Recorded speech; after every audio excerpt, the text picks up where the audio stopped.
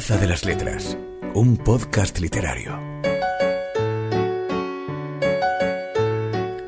En efecto, La Plaza de las Letras, programa 9, el podcast literario que escuchas en tu sillón de orejas mientras te bebes una copa de coñac o una mimosa, ya lo que tú quieras. A la dirección de sonido está Sofía Álvarez. Yo soy Aitor Pilán de Miguel y conmigo están dos personas a las que quiero y admiro y no me canso de decírselo. Una de ellas es Mamen Monsoriu.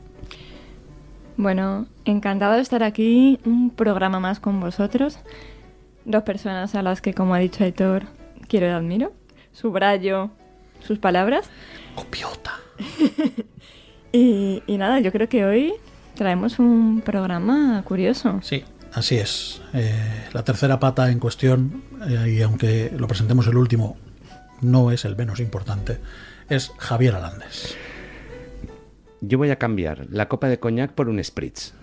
Es que al final... ¿Os parece bien? La cabra tira al monte. Qué bien estar de nuevo con vosotros y aparte disfrutando de esta época del año que es literariamente la más intensa, la más bonita. Ferias, festivales, ¿verdad? O sea que es una... Como autor de éxito él lo dice, claro.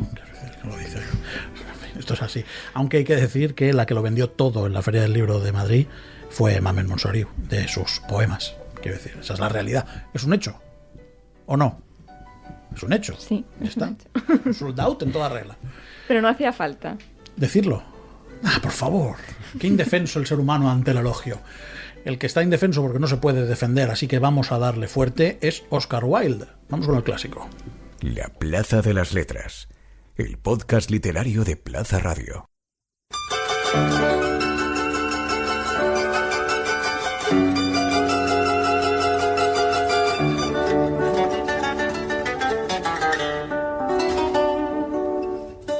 El clásico recomendado. Ya os he dicho que va a ser un libro de Oscar Wilde, ahora falta averiguar de qué vamos a hablar, pero antes permitidme una broma interna que no vais a entender ninguno, pero que a nosotros tres nos va a hacer mucha gracia. Vaya mes de junio que tenemos por delante, ¿eh? En fin. Madre mía. Correcto. Pero bueno, está bien, es una alegría. Yo me hay cosas que me alegran de esa. No es una pena. Es una alegría. Vamos a hablar del retrato de Dorian Gray, que se publicó el 20 de junio de 1890 como un cuento en Lippincott's Monthly Magazine, que era una revista mensual literaria estadounidense, y que es evidentemente una novela escrita por Oscar Wilde. Casi hemos hecho este programa para celebrar su aniversario. ¿Os dais cuenta, no? Y nos pasó con Saramago y nos pasó con Emily Dickinson. Sin planearlo.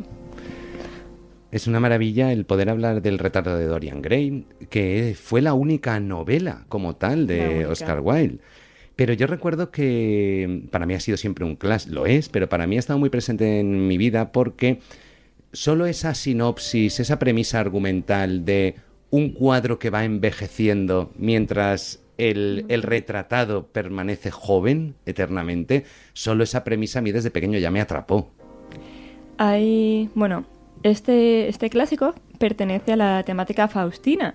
¿Sabéis lo que es la temática faustina, no? Ilústranos, por favor. Os lo voy a contar muy rápido en 2 frases. Es la búsqueda y la ambición exhaustiva de poder sin importarle a quien la lleva a cabo dejar de lado la parte moral. Y es algo que se ve que a Oscar Wilde le llamaba la atención de la sociedad en la que él tenía que vivir, pero que además es muy recurrente en muchas obras de la época. Sí, un poco juega efectivamente a ese debate moral de la búsqueda del hedonismo sin responsabilidades o sin consecuencias, pero al final es una novela puramente filosófica que si tienes dos dedos de frente la disfrutas desde ese punto de vista, pero si no es que es un retrato literariamente divertidísimo. O sea, a mí me parece una obra literaria. Yo me la leí muy de joven, es verdad, pero a mí me pareció una obra literaria que si la querías interpretar desde el punto de vista de esa corriente faustina, en el debate moral sobre la búsqueda del hedonismo sin responsabilidades, pero también me parece una obra literaria muy potente. Para mí se podría resumir en el retrato de la siguiente frase ilustre: cuidado con lo que deseas. Pues un poco sí.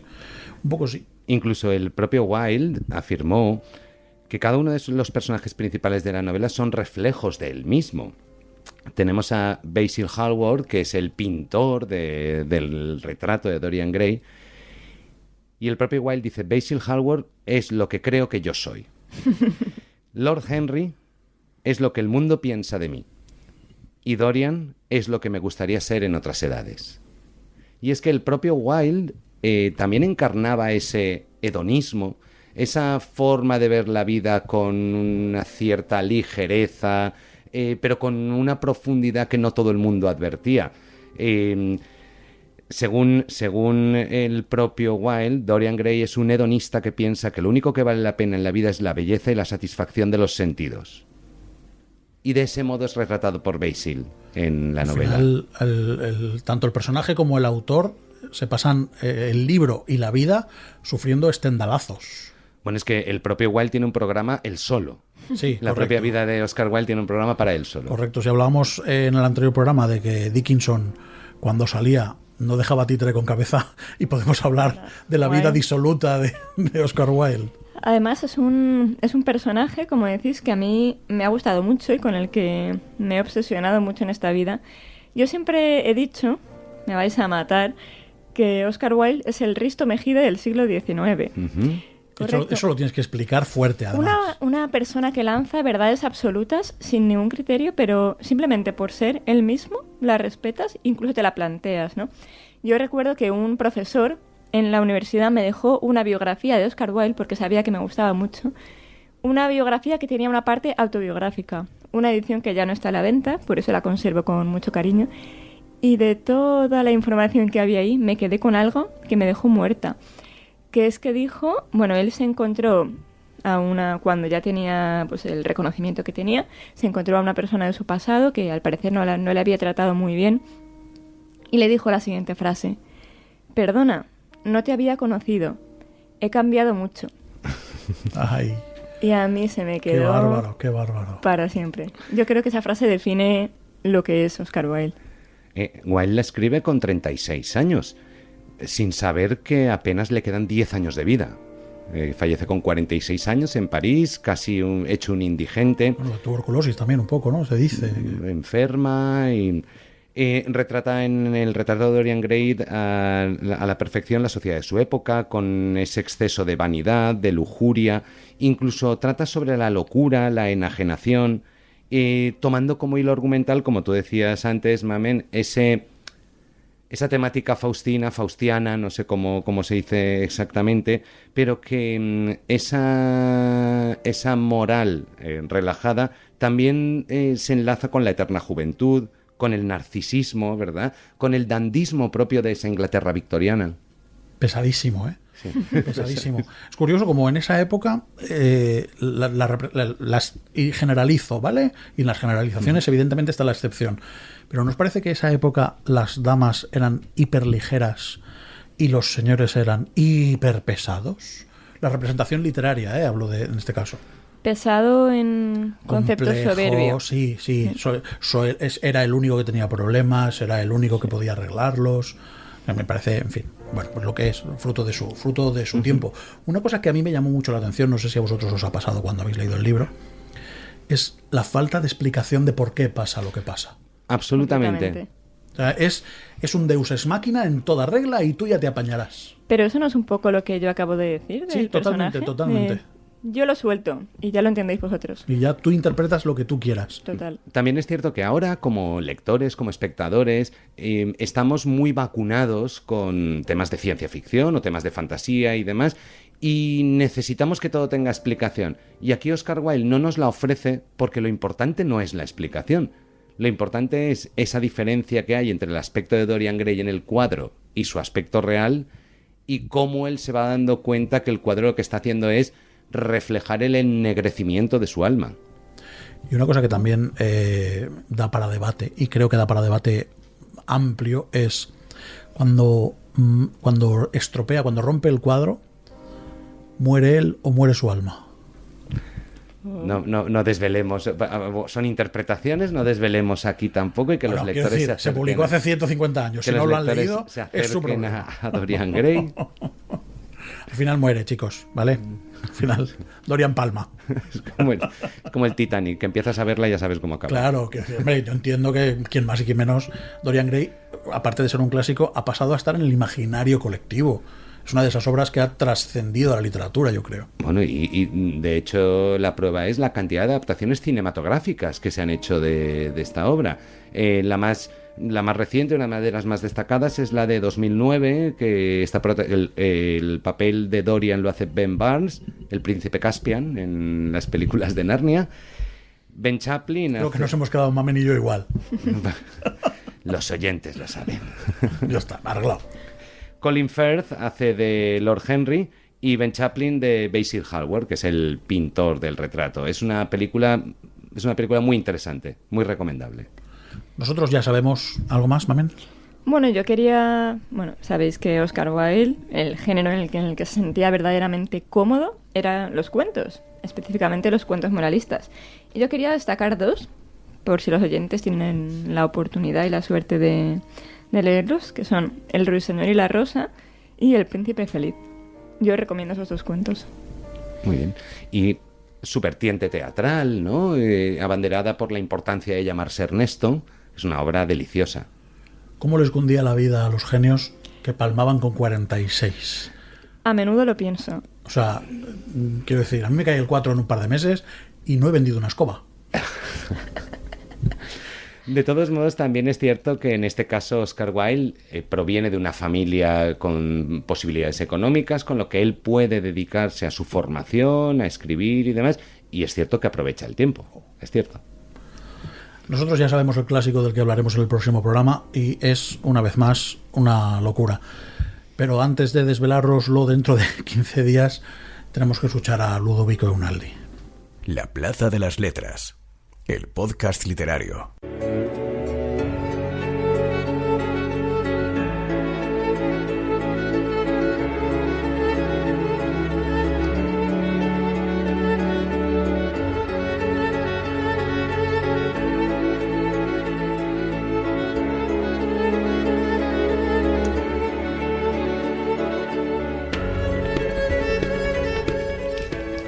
Ya nosotros lo sabemos de qué vamos a hablar, pero me parece un feo que no les cuentes a los oyentes de qué vamos a hablar antes de que te escuchemos con delectación. Bueno, estamos en la sección Cómo contar mejor. Cómo enfrentarnos a esa página en blanco o a la estructura de lo que queremos contar cuando queremos escribir. Y hoy quiero hablar sobre el tiempo narrativo y el narrador.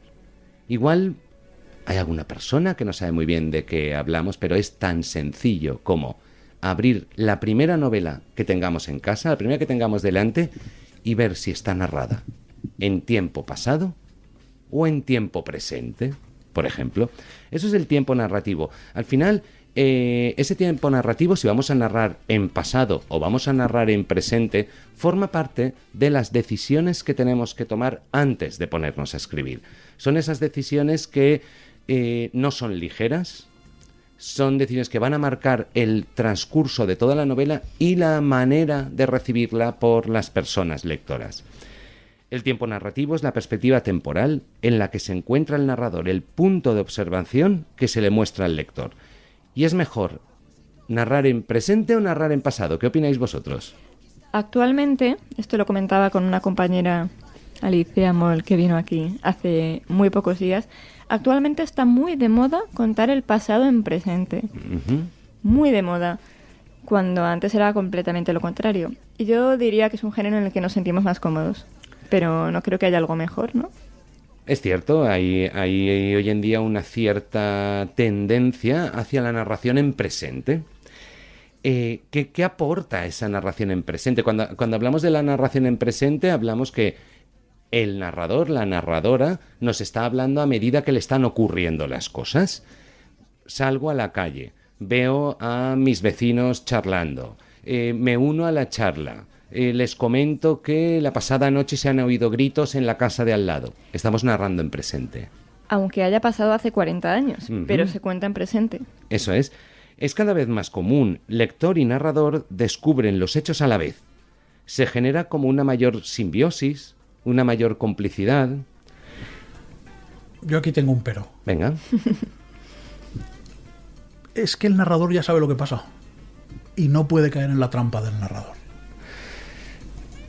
El narrador puede saber... Mamen nos acaba de comentar que son cosas pasadas narradas en presente. Entonces, efectivamente, el narrador lo sabría. Pero, ¿qué ocurriría si el narrador está escribiendo un diario? No tiene por qué saberlo. No tiene por qué el género epistolar te permite la sorpresa. Claro. No tiene por qué saberlo. Narrar en presente, evidentemente esto daría para una tesis doctoral, en el tiempo de narración. Aquí vamos a dar pues varias pinceladas. La narración en presente es lo que llamamos narración simultánea, es decir, donde el narrador nos cuenta las cosas a medida que le van ocurriendo. Los verbos de acción están en presente y los pensamientos surgen a medida que todo ocurre. Hay inmediatez, porque nos están contando las cosas a la vez que ocurren, pero menos espacio para la reflexión. Hay menos capacidad de abstraerse a los hechos ocurridos para reflexionar sobre ellos. Se tiene la sensación de que todo ocurre ahora y de que el final no está escrito. El tiempo presente es una gran elección para una narración ágil, para una narración rápida, cómoda. Pero hay una gran dificultad. Y las personas que escribimos, las personas que escriben y nos escuchan tienen que tener en cuenta. Y es que ese tiempo presente podemos encontrar esa voz para narrar, pero también tenemos que encontrar la voz para escribir diálogos. Porque las acotaciones también han de ir en presente. Claro, claro. Y parece que no, pero eso suma dificultad a la hora de escribir. Se rasca la barbilla. Se rasca, por ejemplo. ¿Qué hacemos mañana? Pregunto mientras meto los platos en el lavavajillas. Entonces, ese juego... Somos de un costumbrista, Javier. Ese juego es complicado. Así que el dice, pregunta, contesto, agrego, respondo... Sí, porque además el doble riesgo de eso es que con esas acotaciones en presente le quites la voz al personaje. Y hay un riesgo en las incoherencias temporales, en las incoherencias verbales. La persona que narra en tiempo presente tiene que estar muy alerta a todo eso. ¿A qué estamos acostumbrados? A la narración en tiempo pasado. Me levanté aquella mañana y hacía una tormenta de 1000 demonios. El perro se había despertado y no quería ni salir. Eso es. Y eso hace que la persona que está narrando en pasado está contando unos hechos que ya han ocurrido hace tiempo, que tiene una capacidad para saber desde su punto de vista de narrador esas cosas que ocurrieron y cómo han influido en el momento presente. Por lo tanto, tenemos una perspectiva mucho mayor. Y esa perspectiva mucho mayor también nos da una mayor capacidad de reflexión a la hora de narrar. Podemos evaluar las consecuencias de los actos de cada uno de los protagonistas.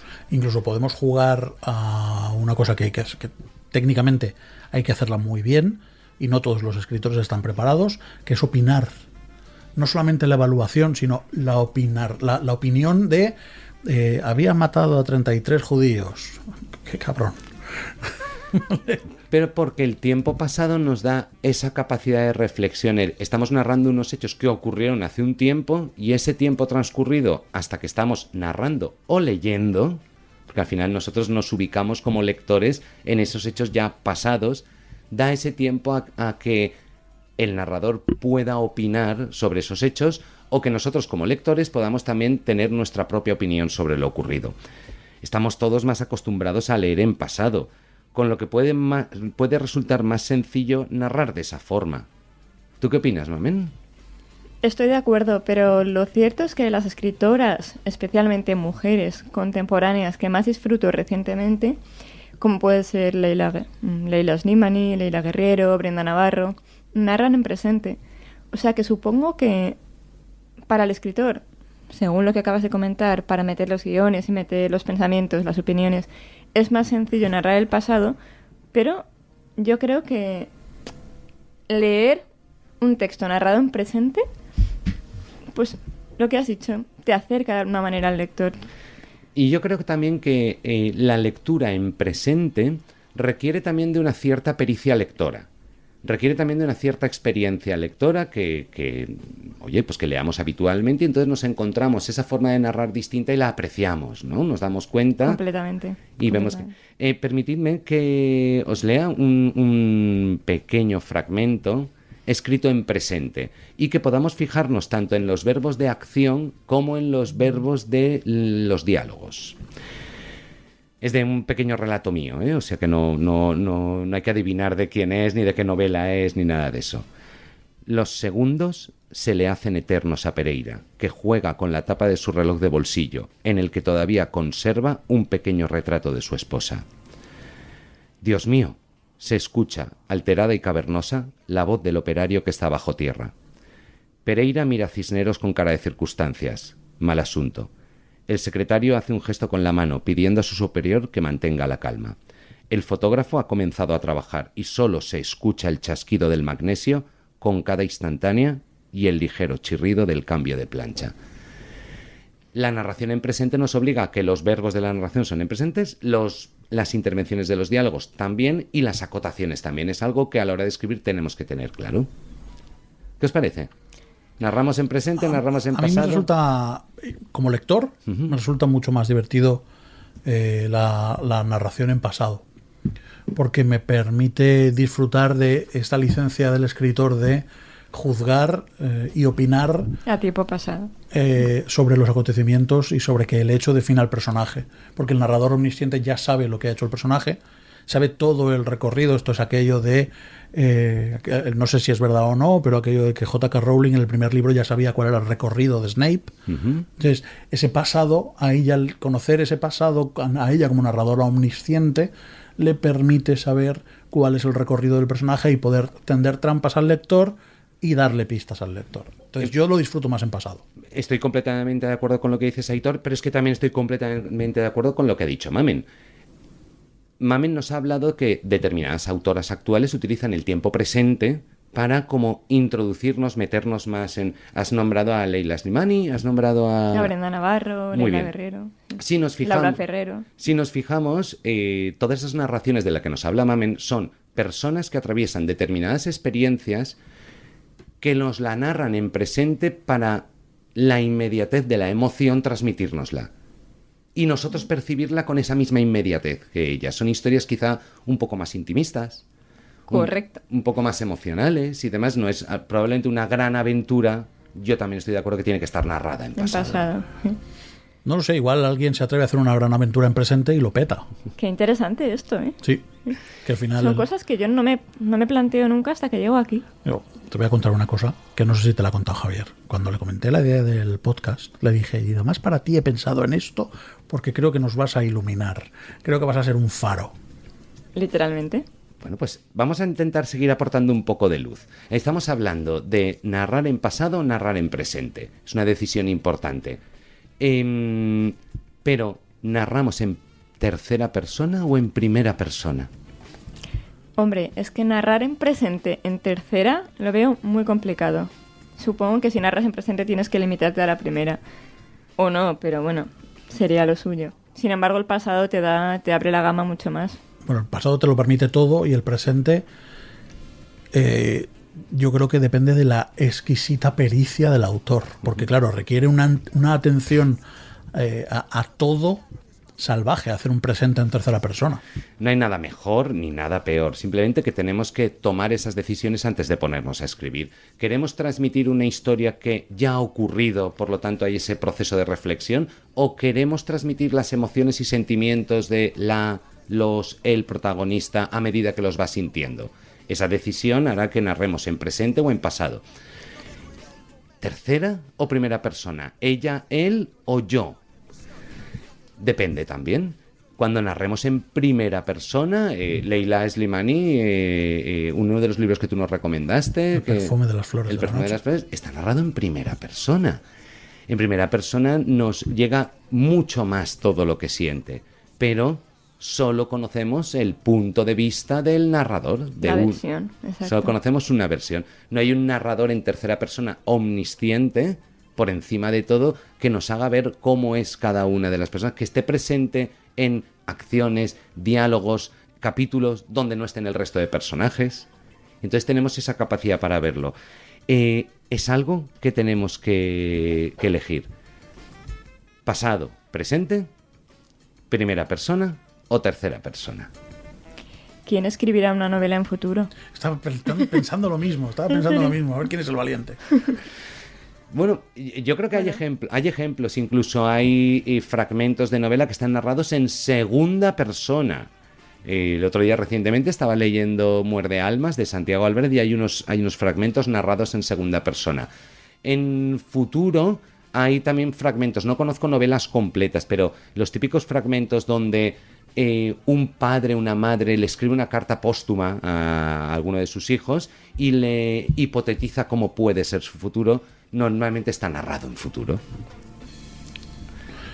Javier, como siempre, súper interesante todo lo que nos cuentas, deseando saber de qué vas a hablar las próximas semanas, que tenemos un tute fino. Qué bien, que el hecho de escribir también sea el conocer este tipo de cosas, el indagar sobre ellas, que las personas que nos escuchan también puedan plantearse eso y coger las novelas que tengan a mano en su casa, abrirlas por cualquier página y determinar, ostras, esto está narrado en este tiempo y el narrador es fulano. Y de ese modo aprendemos también. Interesantísimo. Yo creo que cuando acabe esta temporada deberíamos hacer un podcast solo con las reseñas y otro solo con cómo contar mejor. Mamen, y hacer edición ¿coges de verano. el guante? Cojo el guante. Sofía, que es la que lo tiene que editar, me mira como diciendo muchas gracias. Vamos con Eva Baltasar, que viene a contarnos cosas de su mamut.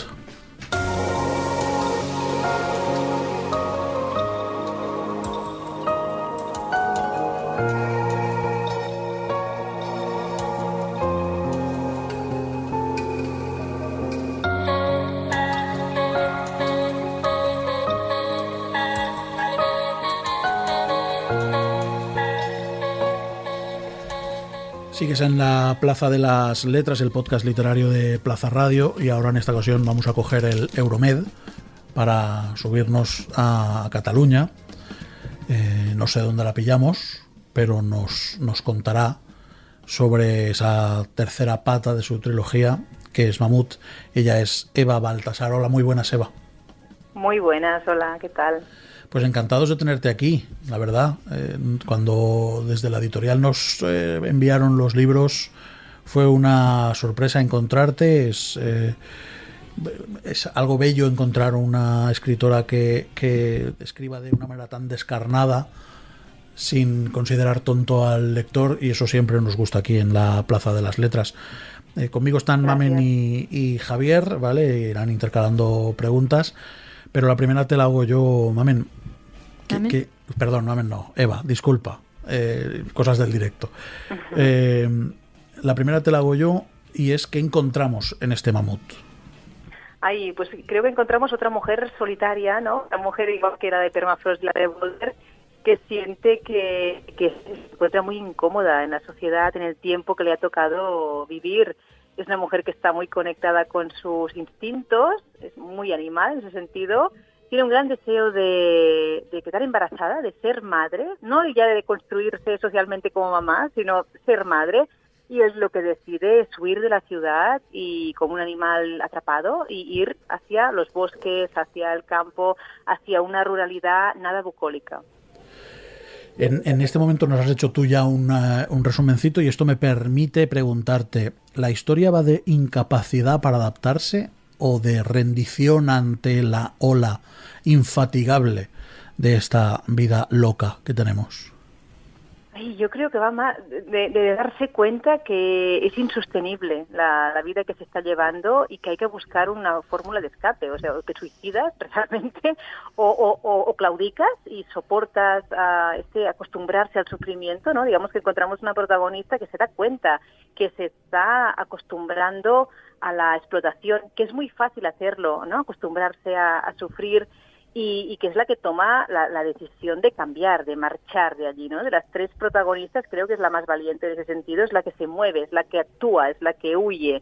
Ahí está esta huida para encontrarle un sentido, o una vida con sentido. Eva, ¿qué tal? Soy Javier, un placer saludarte y muchísimas Encantada. gracias por estar aquí con nosotros y con todos los oyentes. Con vosotros. Mira, yo, pese a ser hombre, me he sentido muy identificado en determinadas cosas con con la protagonista de Mamut. Por un lado, creo que la protagonista tú le haces que se atreva a algo que todos hemos pensado alguna vez, ¿no? Que es, oye, escapar, huir y construir otra vida en otro sitio.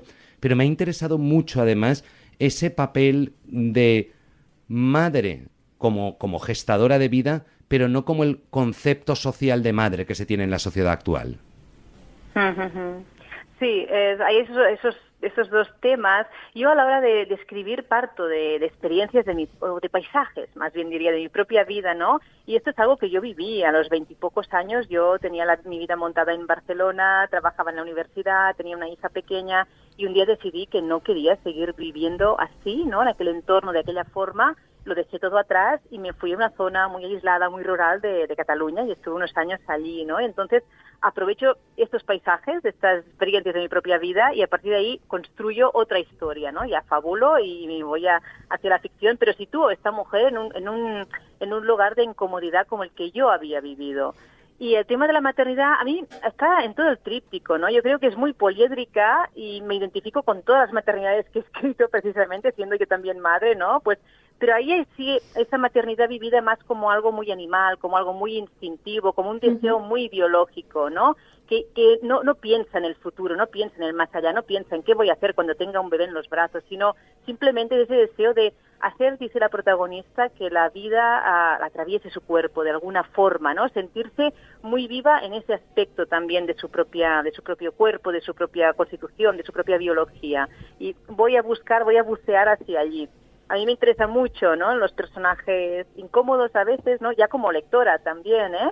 Y ir a bucear hacia esas partes pues un poquito más oscuras, consciente, ¿no? Algo que todos tenemos dentro y pues he ido a explorar esa faceta más animal, más instintiva.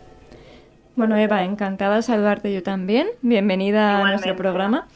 Estás comentando que en la historia hay cierta parte autobiográfica en cuanto a la inspiración, a los paisajes, a esa experiencia que tú atravesaste hace ya algunos años. Y yo te pregunto, ¿cuánto hay en ti de la protagonista? No en las experiencias, como ya has comentado, sino en su personalidad, en el atreverse, en la parte animal. Claro. Sí, mire, yo veo a mis protagonistas, las tres, sobre todo el tríptico, como espejos de mí misma. Y entonces tienen muchísimo de mí. Aprovecho su boca también, su voz, ¿no? Y la Mamut también, pues para mostrar incomodidades o para mostrar sufrimientos que yo también he padecido por el hecho de vivir en la sociedad que vivimos, ¿no? Y Exacto. Por eso me encanta cuando encuentro ese mismo eco, esa resonancia en lectores y lectoras que dicen, ostras, igual la historia me era muy ajena, igual, ¿no? Pero me identificaba muchísimo en ese sentimiento, ¿no? En esa incomodidad. Entonces hay muchísimo de mí. A mí me gustaría igual ser más atrevida más atrevida como ella, ¿no? Eso es cierto. Pero sí que intento meterme mucho en su piel y que todo lo que haga, todo lo que diga sea muy coherente con ella misma. Y yo pensar, yo igual en ese momento no iría para allí, ¿no? Pero me es muy fácil ponerme en el lugar de un personaje y ir un poquito más para allí, esas zonas más de incomodidad o esas zonas un poquito más oscuras, ¿no? Aprovecho también para conocerme a mí misma. Yo creo que el proceso de escritura también tiene mucho de autoconocimiento, ¿no? Y a veces me doy cuenta, escribo algo y pienso, ostras, esto que está diciendo este personaje ha salido de mí, ¿no? Y también lo defendería, también es algo que yo sienta muchísimas veces, más de las que igual me gustaría reconocer. Es que sí, es que yo también pienso así, es que yo también he sentido eso o he padecido eso y eso es algo que a mí me reconforta muchísimo. Y luego muchísimo más cuando encuentro lectores donde las resonancias pues son mutuas también. Pero es que además, Eva, a mí hay una cosa que me ha llamado mucho la atención, que me ha gustado mucho, y es que esa huida al campo, ese traslado al campo, no es al campo bucólico que a lo mejor otras personas pueden tener en la cabeza, esa idea o ese ideal de me voy al campo a una casita. No, nuestra protagonista, o tu protagonista, perdón, la he hecho mía, pero es tuya, se va a ese campo un poco más salvaje, un poco más primario, primitivo, donde tú dices, donde huele a cordero. Y cómo aparte de que llama mucho la atención, ¿Cómo visualizas tú ese? Al final es un choque cultural, ¿no? De irse de una ciudad a un campo agreste, salvaje. Sí, es que el campo yo creo que es así. A no ser que te vayas con muchísimo dinero, ya te compres una gran casa, una gran masía y ya está, y no tengas que vivir del campo, entonces sí que es romántico, bucólico, todo lo que tú quieras y muy cómodo. Pero yo, por ejemplo, en mi caso, ¿no? Yo marché al campo sin trabajo, empecé a buscarme la vida sin casa, una de las casas en las que viví no tenía ni luz, imagínate, peor que la de Mamut aún, ¿no? Ya. Pero realmente es muy duro, ¿no? Y la protagonista encima pues se da cuenta de que la moralidad, o sea, la legislación, se habla de la legislación en el libro, ¿no? De la legalidad, es una para todos, o parece que tiene que ser la misma para todos, ¿no? Las leyes escritas, pero luego hay la moralidad, son los usos y costumbres. Es muy distinta la urbana a la rural, y es la de cada casa al final, ¿no? Y ella se da cuenta que es muy dura, que es muy directa esa moralidad y que ella encaja muy bien allí, ¿no? Y con esa dureza, hay la figura del pastor, ¿no? Que es su único, bueno, es el vecino y es el otro personaje, diríamos, de la novela, ¿no? Él es un brote, el brote natural humano de aquel territorio. Y ella ahí intenta, pues, reconoce que realmente ha sido capaz de prescindir de muchísimas cosas, esto es algo que le gusta mucho, ¿no? El poder vivir con lo esencial, pero sobre todo que se ha liberado de las etiquetas, que se ha liberado en esta huida de los ojos de los demás. Al final vas a un sitio muy aislado y te quedas con tu propia mirada sobre ti misma. Ahí puedes ser realmente libre, ¿no?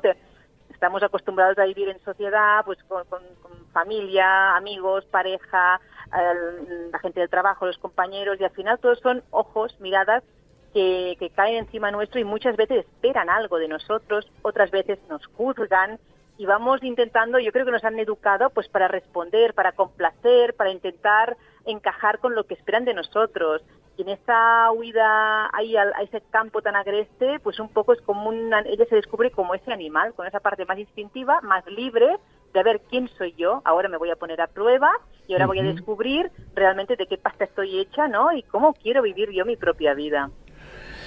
Estamos hablando con Eva Baltasar, la autora de Permafrost, de Boulder y ahora en los últimos 2 meses de Mamut, pero es que antes ha publicado varios poemarios y tiene obras traducidas en 10 idiomas. Quiero decir, Eva es una autora que debe ser de obligada lectura para todo el mundo aquel que le guste la literatura. Prueba de ello es que la publica Literatura Random House.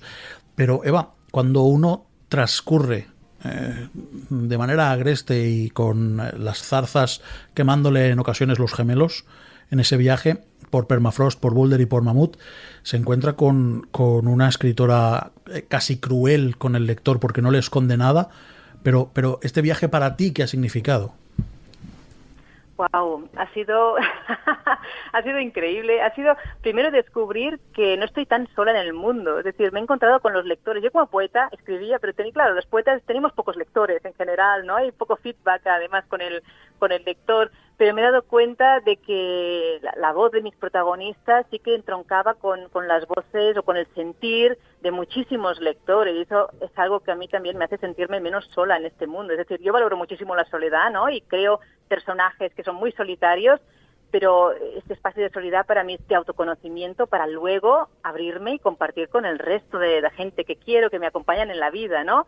Y encontrarme con tantísimos lectores ya aquí en España, pero luego también en el extranjero, y ver que sentimos un poco igual, que también todos padecemos, ¿no? Un poco bueno, y más después de todo el tema COVID, ¿no? Yo empecé el tríptico en 2018, pero luego la cosa se ha ido bueno, metamorfoseando de una forma horrible, creo yo, pues hace que me sienta muchísimo más acompañada. Y luego también me ha ofrecido la gran posibilidad de dedicarme a lo que me gusta, ¿no? Que es a escribir, que al final es mi pasión, ¿no? Y tener pues ese reconocimiento pues me satisface muchísimo. Y una muy rápida para acabar, Eva. ¿Y ahora qué? Porque con esto te has vaciado.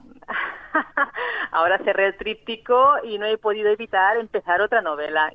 Para mí escribir novelas también es una forma de conocer a gente, ¿no? A personajes, a mujeres. Y me quedo muy sola cuando termino una y de enseguida me meto en otra, ¿no? He empezado otra historia que ya no forma parte del tríptico, sí que es una mujer que en primera persona está contando su propia historia, pero bueno, tema maternidad lo he dejado aparcado, no hay muchos temas del tríptico que han quedado aparcados ahí, Y ahora estoy en ese viaje, conociéndola. Yo nunca sé dónde voy cuando estoy escribiendo, no tengo nunca la novela en la cabeza entera de cabo a rabo, sino que se me va descubriendo. Pues estoy descubriendo a esta mujer, a esta voz, y a ver a dónde me lleva el viaje. Espero que sea otra novela. Estaremos... eres una escritora de brújula. Sí, no soy de mapa, no tengo el mapa en la cabeza, me voy orientando, sí, tal cual, ¿no? Y bueno, sobre la marcha voy, a veces empiezo a escribir por la mañana y descubro durante el día que ese personaje pues tiene una madre o tiene una metido ahí, yo no lo sabía por la mañana, ¿no? A mí este factor sorpresa lo necesito muchísimo y es el que me alimenta, porque si ya tuviera la novela en la cabeza antes de empezarla, creo que me aburriría muchísimo el hecho de escribirla. Estaremos encantados, Eva, de comentar cuando tengas esa novela en las manos y de que vuelvas a pasar por la Plaza de las Letras. Te agradecemos mucho que hayas venido, pero te agradecemos mucho este tríptico, como tú lo llamas, porque son 3 novelas que están entrelazadas, pero que desde luego te arañan un poquito y te hacen repensar un poco cómo es tu día a día. Eva Baltasar, muchísimas gracias. A vosotros, muchas gracias. Gracias, Eva. Gracias. Gracias, buenas tardes. La Plaza de las Letras, el podcast literario de Plaza Radio.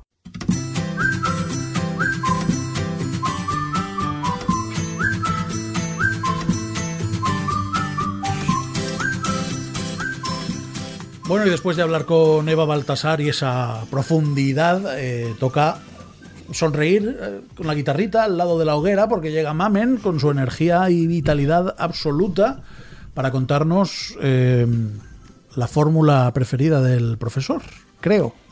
Sí, es un título con el que yo me atraganto continuamente por aquello de preferida y profesor. Y bueno, voy a empezar diciendo que hay historias que cautivan por su trama y otras que sin embargo cautivan por su personaje, por su protagonista. ¿Tenéis ahora mismo en mente alguna historia, algún protagonista que se os haya quedado ahí atrapado y que lo recordéis continuamente? Odiseo, por ejemplo. Pero creo que quizá te refieres más a que tampoco está ocurriendo nada extraordinario a su alrededor. Me has leído a la perfección. Y que la personalidad, el carisma, fíjate que enlazado con el profesor y demás, Martes con mi viejo profesor, ¿verdad? Que son esas conversaciones intimistas sobre la vida y demás, de ese profesor con Ela, que está hacia el final de su vida, y no ocurre nada, no ocurre una aventura a su alrededor, pero es un personaje inolvidable.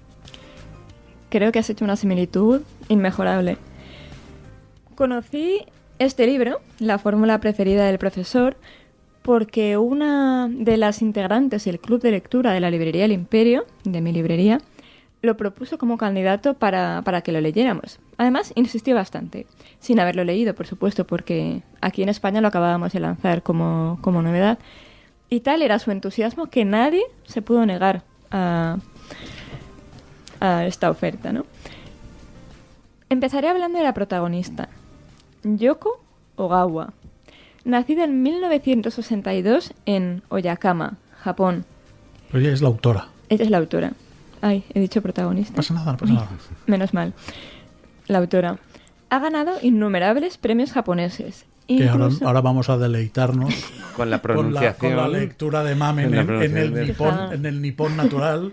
Estaba ensayando antes.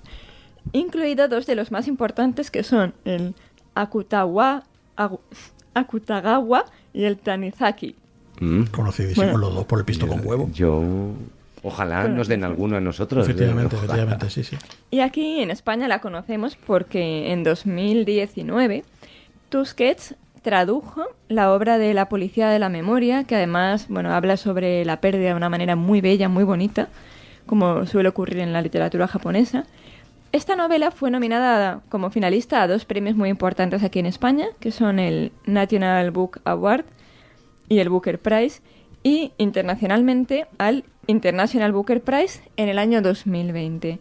Eso consagró a la autora y hizo que la editorial se interesase por traducir algunas más de sus obras, y no pudo elegir una mejor, su bestseller, La fórmula preferida del profesor, publicado por la autora en Japón en 2003 y ha llegado a España en 2022.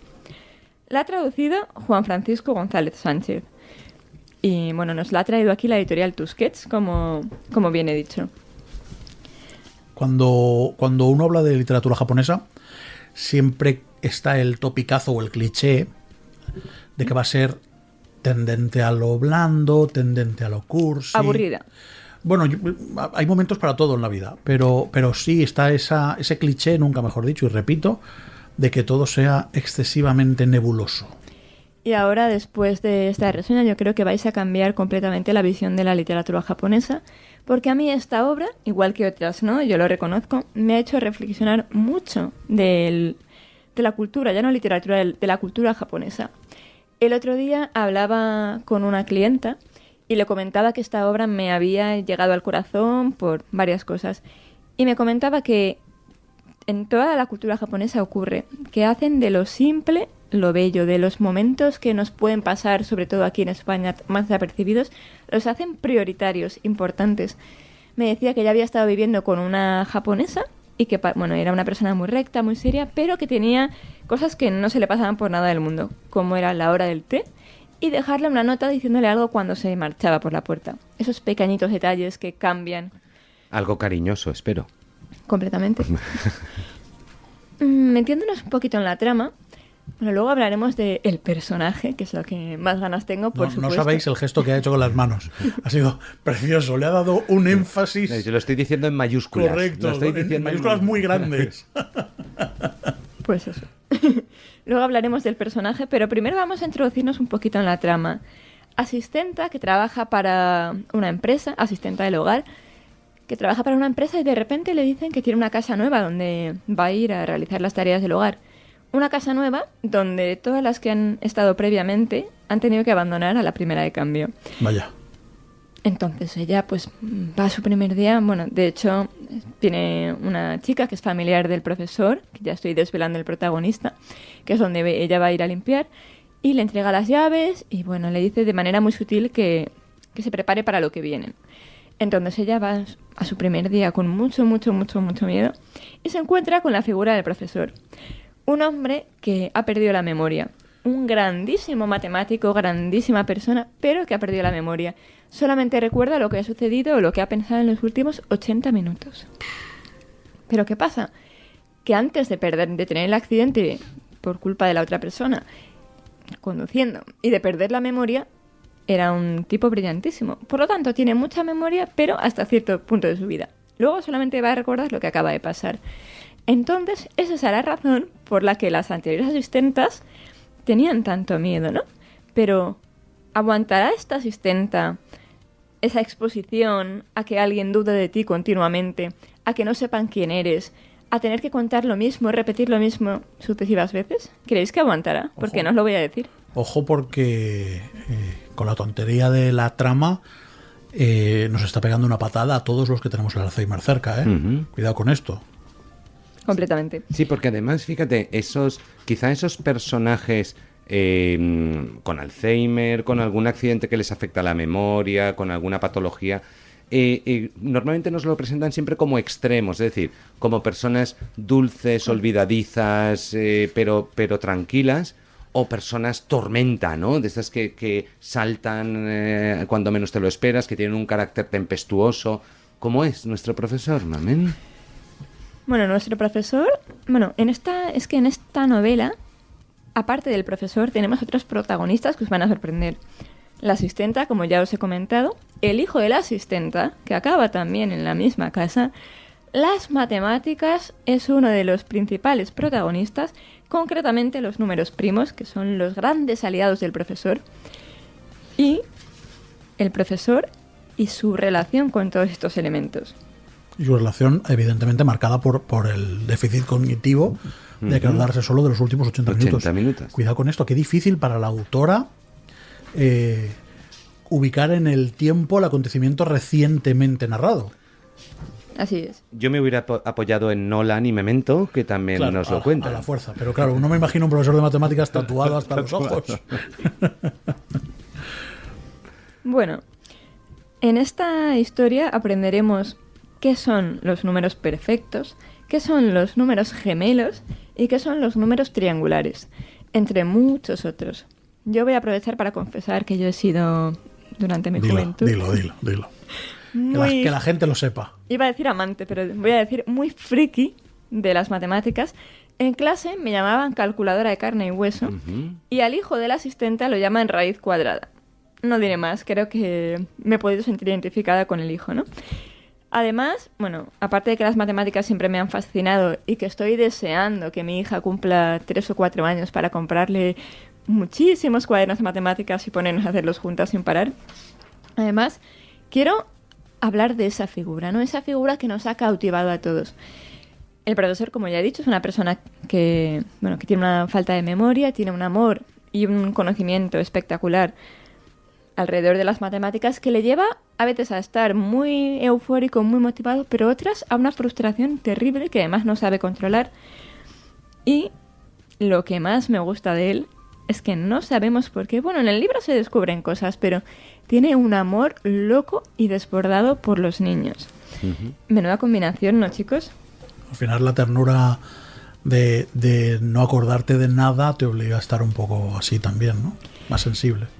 Hay ciertas partes, además, que recuerdan muchísimo a Platón, que ha sido Así. otra de mis grandes obsesiones, porque dice que las matemáticas es una manera de tener, es una forma de conocimiento. Además, nadie puede negar de lo que se demuestra matemáticamente, lo mismo que decía Platón, ¿no? Antes que las ideas venían las matemáticas, como el grado inferior del conocimiento absoluto. Entonces se han mezclado como varias cosas que me parecen interesantísimas, que es la sencillez de la historia, la sencillez de la rutina de ellos, con la complejidad, pero es que no os imagináis hasta qué punto, de las matemáticas y la complejidad de la cabeza de este profesor. Que bueno, es que Aitor se quiere leer el libro y no puedo hacer mucho más spoiler, pero os va a sorprender. Y los lectores también se lo querrán leer. Sí, yo me lo voy a leer en breve. De hecho, me lo voy a llevar a mis días de asueto. Ese va a ser mi libro de playa. Recuerdo, me está llamando mucho la atención lo que estás contando, Mamen, porque hay una película española de hace 3-4 años que se llama Vivir dos veces.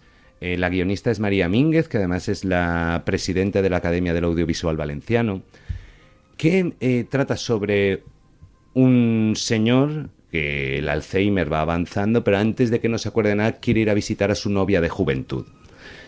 Pero da la casualidad que este señor es una eminencia en matemáticas y transpone la dualidad de no acordarte de determinados eventos importantes de tu vida, de tener una memoria limitada, pero que tener la capacidad de hacer unos cálculos complejísimos.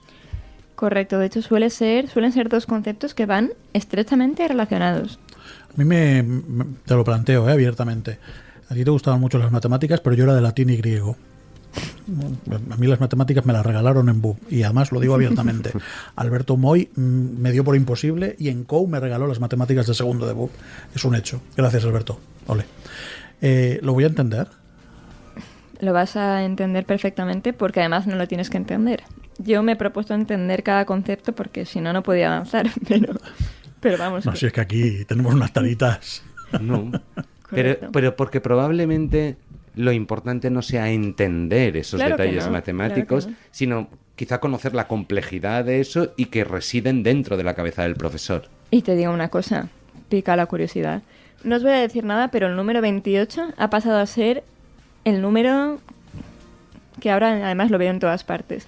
Ya veréis por qué. Dinos algo ahora, no puedes dejar así. Porque el número 28 es un número perfecto que además lleva en la parte trasera de la camiseta el jugador al que el niño de la asistenta y el profesor adoran y van a ver en un momento dado. Os voy a leer un trocito. Me están odiando. ¿Qué capacidad tiene para ponernos ahí el capote? Pero está muy bien porque así nos entran muchas ganas de leerlo, ¿verdad? Absolutamente. Esa es la intención. Os voy a leer un trocito que yo creo que resume a la perfección lo que es este libro, lo que es la literatura japonesa y lo que es el profesor. Paz, tranquilidad, silencio. Estas palabras eran también para él el máximo elogio. Sentado a la mesa de la cocina, le gustaba verme cocinar, sobre todo cuando preparaba empanadillas. En esas ocasiones su mirada, llena de curiosidad, no se apartaba de mis manos, que se movían para trabajar la fina masa, introducir el relleno, envolverlo y finalmente dejar el resultado en un plato junto al resto. Sin pestañear, llegué a mis gestos sin permitirse la menor distracción, inmóvil, hasta que yo terminaba la última de las empanadillas. Tan embelesado se quedaba a veces que se le escapaba un suspiro de admiración, y yo debía esforzarme por aguantar la risa, porque aquellos suspiros suyos me provocaban un inexplicable cosquilleo. ¿En qué tiempo está narrado, Javier? Fíjate, qué interesante. Sí. Porque es una narración en tiempo pasado, es decir, estamos hablando de unos hechos ya ocurridos, pero narrada en primera persona. Entiendo que por la asistenta, muy que bien, es la que... muy bien. Y entonces vemos el punto de vista de la asistente y vamos a conocer esos miedos de que nos hablabas antes cuando se presenta en casa del profesor y todo ese proceso de conocimiento, y quiero imaginar que de posterior admiración que tendrá hacia este personaje. Pensé que ibas a decir amor y ya te iba a decir que no te iba a contar nada. Pero es cierto que cuando alguien te impone mucho, en el momento en el que esa persona te empieza a admirar, sientes esa arrojez, esa vergüenza, y eso también lo describe muy bien el asistente. Muy bien. Bueno, esto es todo. Pues me vais a permitir una frase cursi, y es que al amor solo se llega desde la admiración. Así es. Así que, bueno, pues admirémonos. Me ha gustado mucho esta reseña, Mamen. Sí. Ay, me ha parecido... A mí me ha gustado mucho este libro. Yo igual me lo leo antes de irme de asueto, también te lo digo. ¿Nos recuerdas, por favor, el título del libro?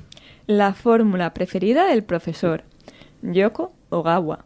De Tusquets. Uh-huh. Los libros negros con una foto en 3/4 de la portada. Pero yo creo que si alguien de nuestros oyentes va a Imperio y dice, Mamen, este libro que reseñaste que era de un profesor de matemáticas y tal, tú enseguida sabes cuál es, ¿no? Enseguida. Suena la sintonía de la Plaza de las Letras y eso significa que tenemos que abandonar esta pequeña librería ambulante que montamos con amor para todos vosotros. Javier Alandes, muchas gracias. Qué bien haber estado aquí y nos oímos en el próximo capítulo. Mamen Monsorí, muchas gracias. Un placer. Y quería decir una pequeña... Vale. Quiero mandarle un saludo a Bea, que es, que nos escucha siempre y que es la persona que nos recomendó este libro, y decirle públicamente, gracias, Bea. Gracias a todos los que nos escucháis y especialmente a vosotros dos por hacer de esta aventura algo que merece la pena. A la dirección de sonido estuvo Sofía Álvarez, yo he sido Aitor Pilán de Miguel. Nos escuchamos pronto aquí en la Plaza de las Letras.